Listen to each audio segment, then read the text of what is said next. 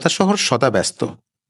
তার মধ্যে আমি গিয়ে পৌঁছেছিলাম কলকাতা শহরেরই সবথেকে ব্যস্ততম জায়গা, যেখানে শুধুমাত্রই লেনদেন হয়ে থাকে। হাজার হাজার মানুষ দিন রাত এক করে কাজ করে চলেছে এই জায়গায় রুজিরুটির জন্য। আমি দাঁড়িয়ে আছি এখন রবীন্দ্র সরণির ওপর। আর আজকের ফুড ট্যুরটা হতে চলেছে এই রয়্যাল ইন্ডিয়ান হোটেলের ওপরে। রেস্তোরাঁর ভেতরে কর্মীদের ব্যস্ততা দেখে এর জনপ্রিয়তার ব্যাপারে আর কিন্তু কোনো সংশয় ছিল না। রেস্তোরাঁর ওপরটা ছিল এসি এবং নিচেটা ছিল নন এসি। আমি কিন্তু ওপরটাই বেছে নিয়েছিলাম। রেস্তোরাঁর উপরের অংশের নকশা ছিল বেশ সুন্দর এবং অ্যাম্বিয়েন্সটা দুর্দান্ত।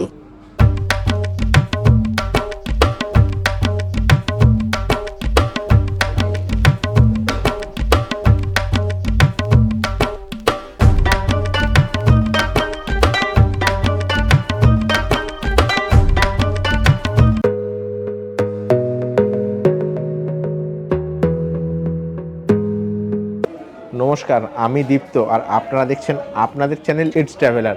তো আজকে আমি চলে এসেছি রবীন্দ্র সরণি।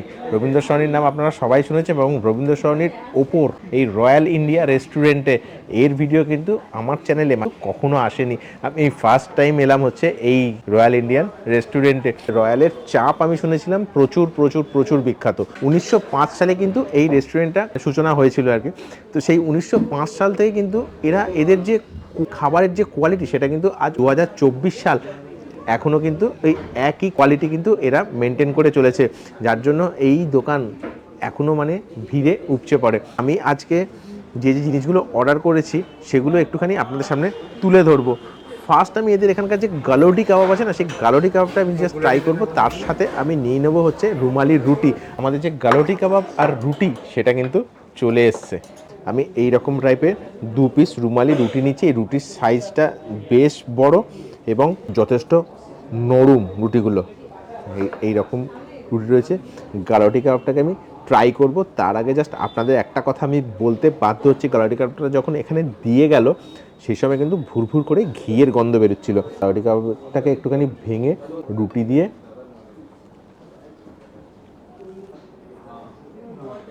Mind blowing. ভেতরটা পুরো একদম মাটনের ঠাসা।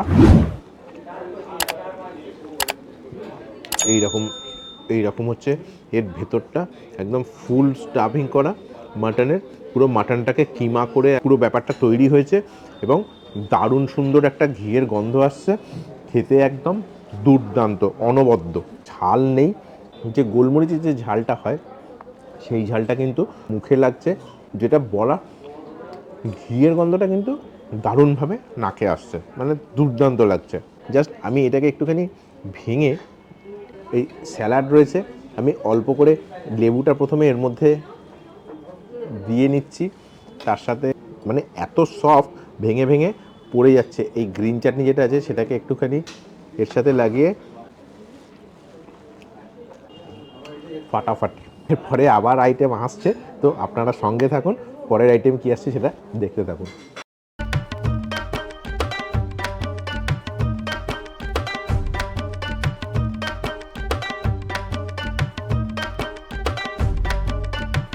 রয়্যালের স্পেশাল বিরিয়ানি আর তার সাথে এই হচ্ছে মাটন চাপ, যেটা সারা পৃথিবী বিখ্যাত। তো এই হচ্ছে চাপের পরিমাণ। আর তার সাথে এই বিরিয়ানি রয়েছে। বিরিয়ানির মধ্যে যে এই গোল গোল জিনিসগুলো রয়েছে হচ্ছে মতি বলে। এটা মাটন দিয়েই তৈরি হয়। মাটনটা কিমা করে সেটাকে গোল গোল করে ঘুরিয়ে এরা ভেজে এর উপরে দেয়, একটা দুটো করে এই বিরিয়ানির উপর দেয়। আচ্ছা, বিরিয়ানির জাস্ট কালারটা আপনারা দেখুন। আমাদের ব্যারাকপুর স্টাইলের বিরিয়ানি কিন্তু এটা একদমই বলা যাবে না। যে রাইসটা রয়েছে সেটা সম্পূর্ণ ইয়েলো, সাদার পরিমাণ খুবই কম। কিন্তু আমাদের ব্যারাকপুর স্টাইলের যেসব বিরিয়ানি আছে সেগুলোই কিন্তু সাদার পরিমাণটা বেশি, ইয়েলোর পরিমাণটা কম। তো যাই হোক, এই হচ্ছে মাটন বিরিয়ানি। আর রাইস যেটা রয়েছে, রাইসটা একদম সুন্দর ঝরঝরে রাইস। আর ভেতরে রয়েছে এই রকম টাইপের একটা মাটনের পিস, ওয়েট কম করে 60 থেকে 70 গ্রাম আমার যতদূর মনে হচ্ছে হবে। আর এই মাটনটার কালারটা কিন্তু দেখুন, বেশ মেরুনিশ কালার, মানে লালচে প্লাস মেরুন। অন্যান্য জায়গার মাটনের কালারগুলো একটু মেটে মেটে টাইপের হয়, কিন্তু এদের এখানে আমি ফার্স্ট দেখলাম যে মাংসের কালার যেটা রয়েছে সেটা বেশ মেরুনিশ রয়েছে। বিরিয়ানির পরিমাণ যথেষ্ট ভালো, মানে একটা বিরিয়ানি নিলে আমার যতদূর মনে হয় দুজন কিন্তু আরামসে হয়ে যাবে। রেখে অল্প করে আমি টেস্ট করব বিরিয়ানিটা। ঘিয়ের পরিমাণ যথেষ্ট যথেষ্ট মনে হচ্ছে। আচ্ছা, ওই মতিটা কিন্তু দুটো এই দিকে চলে গেছে, একটা মতি আমি এই পাশটায় রেখে মতিটা খেয়ে বলবো যে বিরিয়ানির টেস্টটা কীরকম এবং মতিটাও কীরকম খেতে লাগছে। একদম কলকাতা স্টাইল বিরিয়ানি। ওপরে মানে যে চালগুলো রয়েছে না, চালগুলোর গায়ে কিন্তু যে ঘিটা রয়েছে, ঘিটা কিন্তু বেশ যথেষ্ট পরিমাণে দেওয়া এবং সুন্দর একটা ভুরভুর করে ঘিয়ের কিন্তু দারুণ একটা গন্ধ আসছে। খেতে কিন্তু অসাধারণ। এই হচ্ছে চাপের মধ্যে মাটনের যে সাইজ আছে, মানে মাটনগুলো ছোট ছোট ছোট ছোট করে পিস করে এই চাপের মধ্যে দেওয়া। এর সাথে এই মটন চাপ বিরিয়ানির সাথে লাগিয়ে হাড় রয়েছে, এই হাড়টাকে একটুখানি আগে বাদ দিয়ে দিই প্রথমে।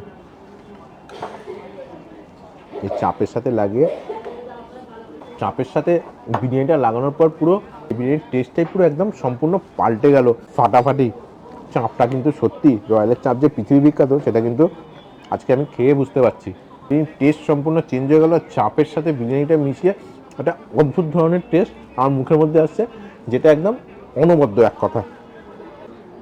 ভালো তেল রয়েছে, ওপরে এইরকম মশলা রয়েছে, এই সবগুলোর গায়ে কিন্তু হালকা হালকা কারি, মানে জানি না আমি কী করে তৈরি করে মাটন চাপে পেঁয়াজ আদা রসুন দিয়ে করে কিনা জানি না, তবে সেই জিনিসটা যে মশলাটা দেয় এরা, সেটা কিন্তু মাটনের গায়ে দারুণভাবে লেগে এবং উপভোগ্য পুরো ব্যাপারটা না, দারুণ খেতে। মানে আপনারা যারা খাদ্যপ্রেমী আছেন তাদের জন্য কিন্তু এইটা দুর্দান্ত লাগবে।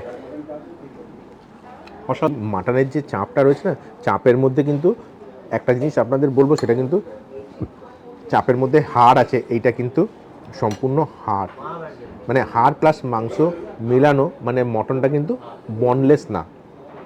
আর মটনের গায়ে আমি যেটা বলছিলাম তখন, মটনের গায়ে কিন্তু যথেষ্ট পরিমাণে মশলা লাগানো। আর কিন্তু হ্যাঁ, আমি একটা কথা বলবো, খাবারগুলো কিন্তু সবকটা রিচ, মানে লাইট খাবার না।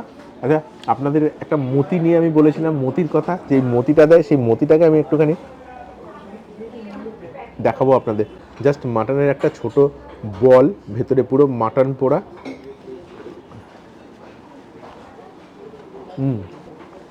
মাটন টিক্কা যেরকম টেস্ট, একদম ছোট টিক্কার একদম সেম টেস্ট, খেতে কিন্তু দারুণ লাগছে।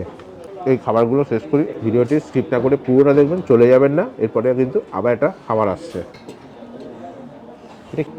मतलब कैसे बनता है ये ब्रेड का बनता है। ब्रेड का, আচ্ছা।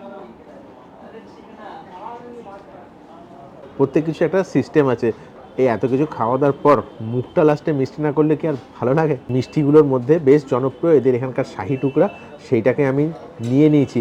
ওপরে আমার মনে হচ্ছে এগুলো সব ওই নারকোলের কোনো কিছু দেওয়া না। এই যে জিনিসটা রয়েছে, এটা ওনারা বললেন পাউরুটির। আমি শাহি টুকরা এর আগে কোনো দিন টেস্ট করিনি, তো জাস্ট এইটাকে একটুখানি কেটে একটুখানি ট্রাই করা যাক। খুব ভালো খেতে, পুরো ব্যাপারটা একটু মালপোয়া মালপোয়া ভাব আছে টেস্টটা। আর এই জিনিসটা তৈরি কিন্তু এনারা বলছেন পাউরুটি দিয়ে। পাউরুটি দিয়ে যে এইরকম স্বাদের একটা মিষ্টি বানানো যেতে পারে, সেটা কিন্তু আমার সত্যি কথা বলতে একদমই আইডিয়া ছিল না। খেতে কিন্তু অনবদ্য, প্রচণ্ড বেশি মিষ্টি, তার কথা আমি একবারও বলবো না। আর এরা যে এই শাহি টুকরাটা বানায়, এটা একদম গাওয়া ঘি দিয়ে, তার কিন্তু যে গন্ধ, সেই গন্ধ কিন্তু ভুর ভুর করে আমার নাকে আসছে এবং খেতে কিন্তু দারুণ লাগছে। চাপ আর এই শাহি টুকরাটা কিন্তু আপনারা একদম মাস্ট ট্রাই করবেনই করবেন। আজকের মতো ভিডিওটা আমি শেষ করব। ভিডিওটি ভালো না লাগলে আপনারা ডিসলাইক করবেন, আর ভালো লাগলে একটা লাইক, এবং যারা আপনাদের সারাউন্ডিংস আছে তাদের কাছে কিন্তু ভিডিওটা কাইন্ডলি শেয়ার করে দেবেন। তো চলুন, আজকের মতো টাটা।